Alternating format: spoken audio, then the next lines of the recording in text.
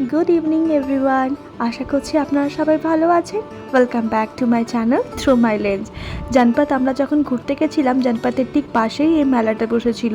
এটা ছোটোখাটো হস্তশিল্প মেলা, কয়েকদিনের জন্যই বসে। বেসিক্যালি এইসব মেলাগুলো small handloom business, handcraft item, textile, painting, handmade perfume, skin care item এসব সেল করে। তার সাথে সাথে ড্রাই ফ্রুটসও থাকে। এই যে দেখুন, এইটা হচ্ছে বিশাল বড় একটা ড্রাই ফ্রুটসের দোকান। প্রচুর ড্রাই ফ্রুটস ছিল এখানে। এরা কাশ্মীর থেকে এখানে সেল করতে এসেছেন।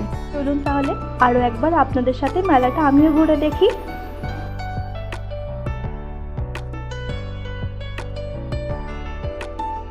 এইসব মেলাগুলোয় কাশ্মীরি আইটেম বেশি চোখে পড়লেও এগুলো হয় খুব ইউনিক, কিন্তু কস্টলিও হয় খুব।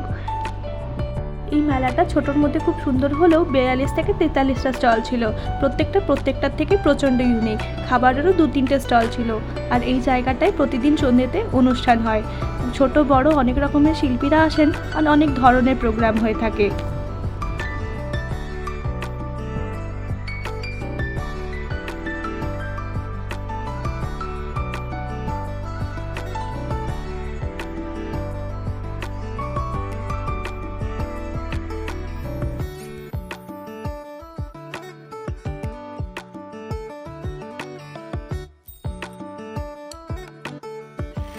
আর এই দোকানটা ছিল আমার কাছে সব থেকে বেশি নজর কাড়া।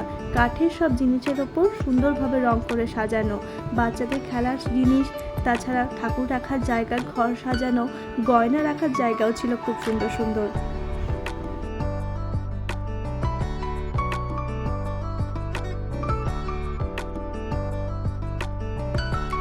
এটা ছিল স্ন্যাক্সের দোকান। এখানে প্রচুর রকমের স্ন্যাক্স ছিল, ঝুড়ি ভাজা থেকে শুরু করে হজমিগুলি, মুখশুদ্ধি।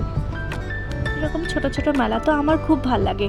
আপনাদের কেমন লাগে আমাকে জানাবেন। আর ভিডিওটা যদি ভালো লাগে, লাইক, শেয়ার, সাবস্ক্রাইব করতে ভুলবেন না। দেখা হবে এরকমই আরও একটা কোনো ভিডিওতে।